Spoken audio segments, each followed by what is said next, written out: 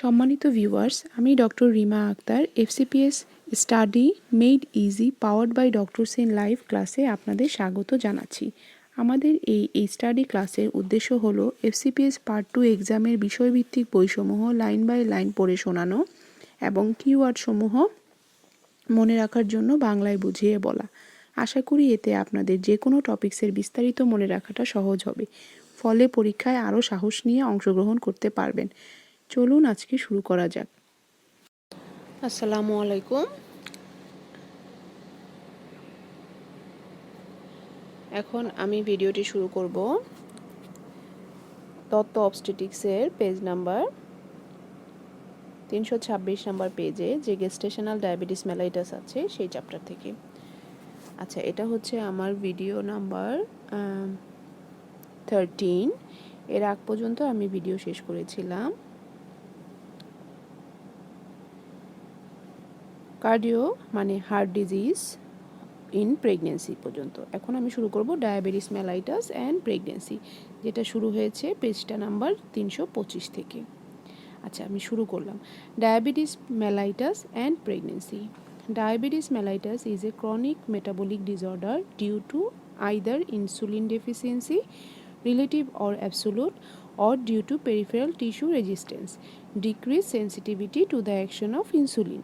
The pathophysiology involved are decreased sensitivity of skeletal muscles and liver to insulin resistance, and inadequate secretion of insulin beta cell dysfunction. Pregnancy is a state of chronic low-grade inflammation. This is associated with increased circulating level of C-reactive protein and interleukin 6. Both these factors enhance insulin resistance. The defect lies both in insulin secretion and action. The ultimate effect is the hyperglycemia. Two types are generally described. Number 1, type 1, insulin dependent diabetes mellitus. It is characterized by young age onset juvenile and absolute insulinopenia. They have genetic predisposition with presence of autoantibodies.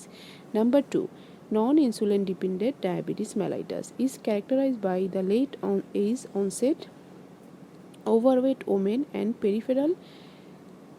It is characterized by late onset overweight women and peripheral tissue such as skeletal muscle and liver insulin resistance, hyperinsulinemia. Genetic predisposition is also observed. Others are gestational diabetes mellitus, other genetic drugs, and MODY. MODY কি সেটা বলছে maturity onset diabetes of the youth. It is due to beta cell dysfunction. It has an autosomal dominant mode of inheritance. It usually manifests in adulthood. Alteration in lipid metabolism in diabetes. Decrease in HDL cholesterol is observed, especially with type 1 diabetes. HDL acts as a plasma antioxidant. Fall in HDL may be a cause of congenital malformation, as oxidative stress is a potential factor. Increased free fatty acid have been associated with fetal overgrowth. Insulin inhibits lipolysis and decrease FFA levels. About 1 to 14% of all pregnancies are complicated by diabetes mellitus, and 90% of them are gestational diabetes mellitus. Nearly 50% women with gestational diabetes will become over diabetes type 2 over a period of 5 to 20 years. Glycosuria in pregnancy.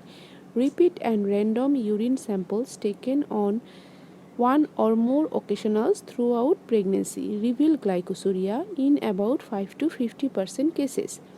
During pregnancy, renal threshold is diminished due to combined effect of increased glomerular filtration and impaired tubular reabsorption of glucose. It is present most commonly in mild pregnancy. If glucose tolerance is done, glucose leaks out in the urine even though the blood sugar level is well below 180 mg per deciliter or 100 ml. এটা হচ্ছে normal renal threshold. No treatment is required and the condition disappears after delivery. Significance ki glycosuria. Glycosuria is a specifically detected by testing a second fasting morning specimen of urine collected a little later after discarding the overnight urine. Fasting glycosuria, if present, is ominous. Glycosuria on one occasion before 20th week and on two or more occasions thereafter is an indication of glucose tolerance test. Glycosuria occurring any time during pregnancy with a positive family history of diabetes or past history of having a baby weight 4 kg or more should be similarly investigated. Indication of glucose tolerance test. Fasting glycosuria on one occasion before 20th week or on two or more occasions thereafter. Following a positive screening test, if fasting blood sugar exceed 95 mg per deciliter or if that after 2 hours of ingestion of 100 gram 75 gram who বলছে 75 gram glucose is over 120 mg per deciliter. However, if the fasting plasma glucose value is more than or equal to 126 mg per deciliter and if confirmed on repeat test, there is no need to perform GTT as the woman is diabetic. এখানে কি বলছে যে fasting glycosuria যদি আমরা before 20th উইকে যদি আমরা একটা ওকেশনে ফাস্টিং গ্লাইকোসুরিয়া পাই সেটা এবং দেয়ার আফটার মানে 20 সপ্তাহ পরে যদি আমরা 2 বা 2 এর অধিক ওকেশনে গ্লাইকোসুরিয়া পাই তখন আমাদের জিটিটি করতে হবে। 2 নম্বর পয়েন্টে কি বলছে যে আমরা ফলোইং এ পজিটিভ স্ক্রিনিং টেস্ট করার পরে আমরা যদি পজিটিভ পাই তখন জিটিটি করব। আরেকটা হচ্ছে যে কারো যদি fasting blood sugar 95 milligram per ডেসিলিটারের বেশি হয় অথবা 100 গ্রাম বা 75 গ্রাম গ্লুকোজ খাওয়ানোর পরে 2 ঘন্টা পরে যে টেস্ট করব সেটা যদি 120 মিলিগ্রাম পার ডেসিলিটারের বেশি হয় তখনও সেক্ষেত্রে জিটিটি করতে হবে। তারপরে কি বলছে একটা জিনিস খেয়াল করেন, আমি এখন যে পয়েন্টটা বললাম সেটা হচ্ছে ফাস্টিং ব্লাড সুগার লেভেলের কথা বলছে, আর এখন আমি বলবো ফাস্টিং প্লাজমা গ্লুকোজ ভ্যালু যেটা সেটা কিনা 126 বা তার চেয়ে বেশি হলে তখনও আমাদের জিটিটি করতে হবে। এবং এখানে লাস্ট একটা কথা বলছে and if confirmed on repeat test there is no need to perform GTT as women is diabetic। এবং যদি আমরা পাই যে ফাস্টিং প্লাজমাতে 126-এর বেশি বা সমান আছে তাহলে এটা কনফার্ম ডায়াবেটিক পেশেন্ট, ইভেন এদের জিটিটি না করলেও আমরা বলতে পারবো এই পেশেন্টের ডায়াবেটিস আছে। তাহলে ফাস্টিং প্লাজমা গ্লুকোজ লেভেলটা বেশি ভ্যালুয়েবল মনে হচ্ছে rather than fasting blood sugar level. এখানে বসে আমি আরেকটা জিনিস সুন্দর করে বলি, ব্লাড সুগার লেভেল কিন্তু এখানে গ্লুকোজ ছাড়া অন্য যে আদার যে আমাদের কার্বোহাইড্রেট প্রোডাক্টগুলো আছে মেটাবলিজমে সেগুলোও থাকবে, গ্লুকোজ সুক্রোজ ফ্রুক্টোজ ওগুলা সব একসাথে আমরা ব্লাড সুগার লেভেল বলবো। আর এখানে যে বলছে plasma glucose level that means প্লাজমাতে শুধু গ্লুকোজ লেভেলের কথা বলছে। আচ্ছা, এবার জেস্টেশনাল ডায়াবেটিস মেলাইটাস যেটা খুব ইম্পর্ট্যান্ট, নোমেনকালচারটা কিভাবে আসলো। GDM is defined as carbohydrate intolerance of variable severity with onset or first recognition during the present pregnancy। আবার ডেফিনেশনটা দেখি, carbohydrate intolerance of variable severity with onset or first recognition during the present pregnancy. The entity usually presents late in the second or during the third trimester. The definition is used irrespective of the fact that the condition persists after pregnancy or not. Majority of these women, more than 50% with GDM, ultimately develop over diabetes by next 15 to 20 years. It appears that many of these women diagnosed as a GDM are already suffering from impaired beta cell function but remain undetected. These cases are basically pre-existing type 2 diabetes. The potential candidates for GDM are, তাহলে GDM হওয়ার potential candidates কারা? Positive family history of diabetes such as parents or sibling. Family history should include uncle, auntie and grandparents. Number 2, having a previous birth of an overweight baby of 4 kilo or more. Number 3, previous stillbirth with pancreatic islets hyperplasia revealed on autopsy. Number 4, unexplained prenatal loss. Number 5, presence of polyhydramnios or recurrent vaginal candidiasis in present pregnancy. Number 6, persistent glycosuria. Number 7, age over 30 years. Number 8, obesity, যেটা এখানে কি বলছে, ethnic group East Asian Pacific island ancestry. আচ্ছা, এবার screening, diabetes screening সম্বন্ধে কি বলছে এখানে, while some advocate screening routinely to all pregnant mothers, others reserve it only for the potential candidates.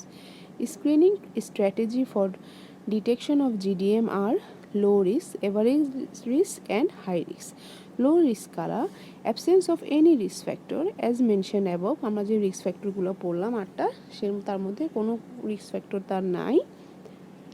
Blood glucose testing is not routinely required, যারা low risk মানে উপরে risk ফ্যাক্টরগুলো নাই তাদেরকে আমরা লো রিস্ক বলবো, এদের ব্লাড গ্লুকোজ টেস্টিংটার প্রয়োজন নাই রুটিনলি। 2 নম্বর হচ্ছে এভারেজ রিস্ক, যেমন সাম রিস্ক ফ্যাক্টর আছে, যেমন পারফর্ম স্ক্রিনিং টেস্ট, যদি কিছু উপরের চারটিতে কিছু রিস্ক ফ্যাক্টর আছে তাদেরকে আমরা স্ক্রিনিং টেস্ট করতে দিব। 3 নম্বর হচ্ছে হাই রিস্ক কারা, blood glucose test as soon as feasible. The method applied is by using 50 gram oral glucose challenge test without regard to the time of day or last meal between 24 weeks and 28 weeks of pregnancy. A plasma glucose value of 140 milligram percentage or that of whole blood of 130 milligram percentage at 1 hour is considered as cutoff point for consideration of a 100 gram glucose tolerance test. আচ্ছা, এখানে কি বলছে যে আমরা patient যখনই আসুক, তার গ্যাস্টেশনাল age যখন 24 থেকে 28 সপ্তাহ হবে, তখন হচ্ছে 50 গ্রাম গ্লুকোজ খাওয়ানোর পরে আমরা 1 ঘন্টা পরে গ্লুকোজ মাপবো, সেটা হচ্ছে 140 মিলিগ্রাম যদি আসে, plasma glucose level 140 milligram percentage যদি হয়, অথবা হোল ব্লাডে যদি 130% মিলিগ্রাম এত মিলিগ্রাম পার্সেন্টেজ হয়, মানে শুধু প্লাজমাতে 140 আর ব্লাডে 130% আসলো, তাহলে কি করব, for consideration of 100 gram glucose tolerance test. এটা হচ্ছে is hour considered as cut off point for consideration of 100 gram glucose tolerance test. আচ্ছা, এখানে বলছে দ্য মেথড, আমি আবার বলি, the method employed is by using 50 gram oral glucose challenge test without regard to time of day or last meal between 24 weeks and 28 weeks of pregnancy. A plasma glucose value of 140 milligram percentage and that of whole blood 130 milligram percentage at 1 hour is considered as cutoff point for consideration of a 100 gram glucose tolerance test. এবার diabetes in pregnancy societies of India recommends one step procedure with 75 gram oral oxygen without regard to the time of the last meal. A venous plasma glucose value at 2 hours more than 140 milligram per deciliter is diagnosed. এখানে কি বলছে, India অ্যাসোসিয়েশনে ওরা বলছে যে 75 গ্রাম glucose খাওয়ানোর পরে আমরা 2 ঘন্টা পরে যদি দেখি যে plasma glucose level 140 milligram per ডেসিলিটারের উপরে, তাহলে পেশেন্ট জিডিএম। আচ্ছা, এখানে একটা চার্ট আছে, আমরা চার্টটা পড়ে ফেলি। সেটা বলছে criteria for diagnosis of GDM with 100 gram oral glucose. কি বলছে এখানে, আমরা খালি পেটে আমরা করার পরে দেখা যাচ্ছে যে ভেনাস প্লাজমা যে গ্লুকোজ লেভেল সেটা আমরা মাপবো। ফাস্টিং বলছে 95, 1 ঘন্টা পরে 180, 2 ঘন্টা পরে 155, 3 ঘন্টা পরে 140। আচ্ছা, এখানে এনডিডিজি এটা বোঝাচ্ছে ন্যাশনাল ডায়াবেটিস ডাটা গ্রুপ, আর এখানে যে কার্পেন্টার অ্যান্ড কস্টন আছে সেটা হচ্ছে O'Sullivan and Mahan modified by Carpenter and Coustan. তাহলে ডায়াগনস্টিক ক্রাইটেরিয়া হচ্ছে খালি পেটে 95, 1 ঘন্টা পরে 180, 2 ঘন্টা পরে যদি 155 এবং 3 ঘন্টা পরে 140। আবার এখানে ন্যাশনাল ডায়াবেটিস ডাটা গ্রুপ বলছে যদি ফাস্টিংয়ে আমি 105 পাই, 1 ঘন্টা পরে 190, 2 ঘন্টা পরে 165, 3 ঘন্টা পরে 145। GDM is diagnosed when any two values are met or elevated। এখানে 4টা ভ্যালু দেওয়া আছে, যদি যে কোনো 2টা আমি পাই তাহলে সেটা GDM ডায়াগনোসিস। এটা হচ্ছে ক্রাইটেরিয়া অফ GDM ডায়াগনোসিস। আচ্ছা, হ্যাজার্ড কি আছে যেটা আমরা গ্লুকোজ টলারেন্স টেস্ট পড়ছিলাম। আচ্ছা, হ্যাজার্ড কি? ইনক্রিজ পেরিনেটাল, আমরা বলি ডায়াবেটিস মেলাইটাসটা হলে আমাদের কি হ্যাজার্ড হতে পারে। Number 1, increased perinatal loss is associated with fasting hyperglycemia. Fetal anomalies are however not increased. This is due to absence of metabolic disturbance during organogenesis. Number 2, increased incidence of macrosomia. Number 3, polyhydramnios. Number 4, birth trauma. Number 5, recurrence of GDM in subsequent pregnancies is about 50%. Management. Diet. With 2000 to 2500 kilocalorie per day for normal weight women and restriction to 1200 to 1800 kilocalorie per day for overweight women is recommended. Carbohydrate should be 40 to 50% of total calories. Complex carbohydrates are preferred because simple carbohydrates produce significant postprandial hyperglycemia. Women should perform self-blood glucose monitoring using reflectance meter. Women with well-controlled GDM have reduced risk of complications like intrauterine fetal death, macrosomia, shoulder dystocia, preeclampsia and cesarean delivery. The patient needs more frequent antenatal supervision with periodic checkup of fasting plasma glucose level, which should be less than 90 mg/%. Maintenance of mean plasma glucose level between 100 mg per deciliter and 110 mg per deciliter is desirable for good fetal outcome. The control of high blood glucose is done by restriction of diet, exercise with or without insulin. Human insulin should be started if fasting plasma glucose level exceeds 90 mg per deciliter and 2 hours postprandial value is greater than 120 mg per deciliter. Repetitive, even on diet control. Nearly 25% women with GDM need insulin therapy. Exercise. Aerobic brisk walking programs are safe in pregnancy and may obviate the need of insulin therapy.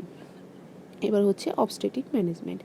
Women with good glycemic control and who do not require insulin may wait for spontaneous onset of labor. However, elective delivery is considered, such as like induction or cesarean section is considered in patients requiring insulin or with complications such as macrosomia at around 38 weeks. Follow-up. Nearly 50% women with GDM would develop over diabetes over a follow-up period of 5 to 20 years. Women with fasting hyperglycemia have got worse prognosis to develop type 2 diabetes and cardiovascular complications. Recurrence risk is subsequent pregnancy is more than 50%. Risks of being overweight for the infants of mother with GDM is twofold and the risk for metabolic syndrome is about fourfold. এবার আরেকটা topic হচ্ছে over diabetes. কখন আমরা over diabetes বলবো?